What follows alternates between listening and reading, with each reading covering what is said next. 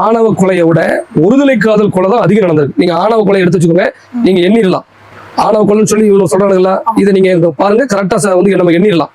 1 2 3 4 5 இப்படிதான் தமிழகத்துல ஆணவ கொலைங்கிறது நடந்திருக்கும் போது. ஆனா காதலிக்க மாட்டுக்கு அப்படின்னு சொல்லி என்ன காதலிக்கணும், ஒரு கஞ்சா பொறுக்கி ஒரு கஞ்சா குடிக்கிறவன், ரோட்ல திரிகிறவன், வேலை வெட்டிக்கு போகாதவன், ஃபேன் செட்டை போட்டு ஒரு பைக்கை வாடகைக்கு எடுத்துக்கொண்டு நிப்பாட்டி ஒரு பொட்ட பிள்ளைய பின்தொடர்ந்து போய் அந்த பிள்ளைய காதலிக்குன்னு சொல்லுவான். அந்த பிள்ளை காதலிக்கலைன்னா அந்த பிள்ளைய ட்ரெயின்ல தள்ளி விட்டு கொள்றான், கத்தி வச்சு குத்தி கொள்றான், ஆசிட் அடிச்சு கொள்றான், வீட்டுக்குள்ள போய் தீ வச்சு கொளுத்தி கொண்டான். இந்த மாதிரி கொலைகள் அதிகம். அதை ஏன் பேச முடியாங்க? சமூக நீதி பேசுறவனுங்க அதையும் பேசணும்ல.